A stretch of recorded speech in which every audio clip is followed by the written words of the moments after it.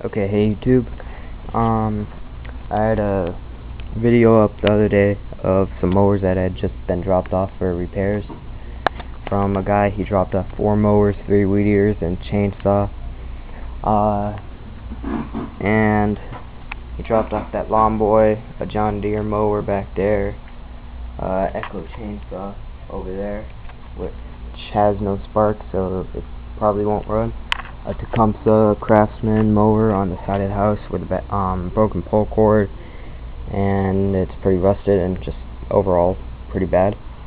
Some weed eaters that are probably back there, I forget where they are, but this movie's gonna be about this mower right here with a Briggs 6.25 horse motor on it, yard machines mower, self-propelled.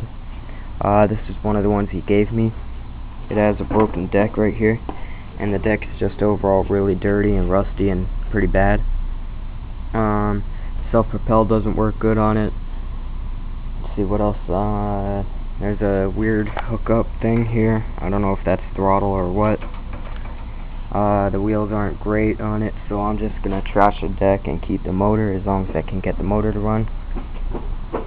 Usually if I was fixing this for a person and they wanted it back, usually what I would do is pressure clean the whole thing, and then it would make it look a lot better. But since I'm not keeping this, I'll just since I'm not repairing this for someone, I'll just throw out the deck and keep the motor. But this video is going to be about what I do to test the motor when I first get it in, and how I go about repairing it. So first what I do is test for compression, and you can easily do that without a compression tester.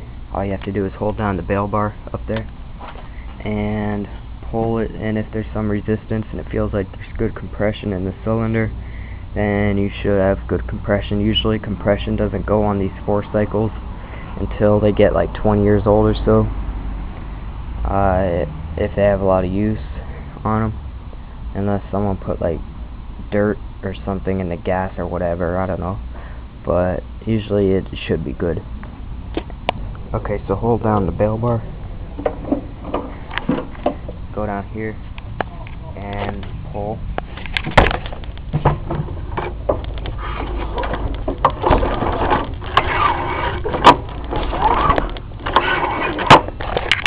Okay, this one has good compression. And next what I do is see if the carburetor, see if it has gas at least. This one's bone dry. So what I'll do is I'll put a little bit of gas in it, just enough to fill up the carburetor, and then see if the carburetor primes the gas up to the chamber. And if it does, then I'll try to start it. If it doesn't start, then I know there's probably some water in the gas or something, but now it's dry, so it shouldn't be any water in there. And if the carburetor's decent, I guess it should run, since it probably does have spark. Okay, so let's get some gas in here. Okay, now I can tell it has a gas tank leak right here. So I guess it's a bad tank, but I'll just proceed and act like that didn't happen and show you what I'll do to test out the engine. First, you're going to need to remove this side bolt right here with a flathead screwdriver. Okay, it wasn't a bad gas tank, it was just a bad fuel line, so I just put a different used one on there to check it out. But I took this off. So I'm going to replace this with like a makeshift air filter, I guess. It's just a piece of foam, which is better than nothing, I guess, but it's not too great. These things, a new air filter is like $5 at Home Depot. Why don't people just spend $5 extra? This cover's pretty dirty. But what I do next is, if the gas is hooked up to the engine, which it isn't right now, and I'll have to do that soon, I look inside there. If the bowl is filled up with gas, which this one's not, I hit the primer, and it should be priming gas into the carb. inner carb part, and if it's not, that means you have a primer problem or a carb problem probably, and that means it's not going to start by itself. It might start with starting fluid and keep going, but it's not going to start by itself. So what I would do is take off these 3 nuts, which I'll do now, and look at the carb. Okay, now we have my fuel lines hooked up to the carburetor right here, and carburetor's pretty dirty. As you can see, it's still dripping a little gas, and it's getting on the deck, which will ruin the paint job on the deck, but since I don't care about this deck, I'm not worrying that much about it. And since I took my primer off, I'm going to use compressed air and spray it right in that hole right there, which is where the normal priming air would go. If it primes up gas, and I know the primer's good, and I'll try to start it real quick and see if it works. If it works, that's great. That means it's a good engine, and I don't really need to do much except put it all back together, and it should run. If it doesn't, then I'll fix it. Okay, I sprayed compressed air in there, and it didn't prime it. So what I'm going to need to do now is disconnect the fuel line, take off the 2 bolts in the back for the carburetor, take the carburetor off, and we're going to clean the carburetor.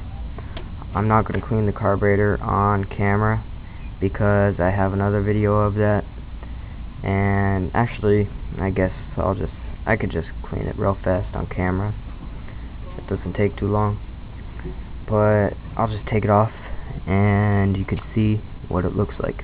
Once those 2 screws are undone and the line's off, just twist it up, wiggle it off, and it should come off the throttle up there. Make sure not to break this piece though. Just inspect your carb overall. Inspecting mine, and it looks dirty.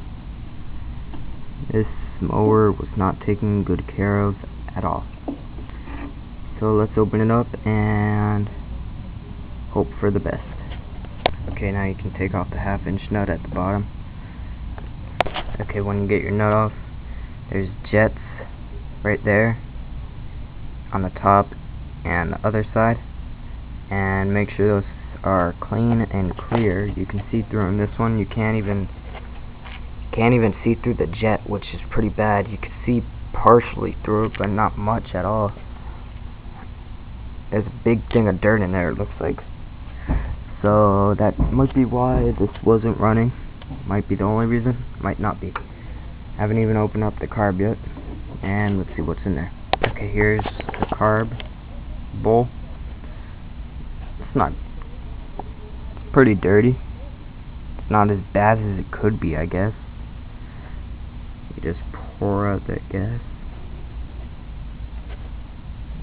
Look, there's a lot of dirt in there. Here's your float. Make sure that's free and moves up and down freely. And push and pull out your needle. And you can take the seat out, and the needle's right there. Carb's not terrible, but again, it's not too great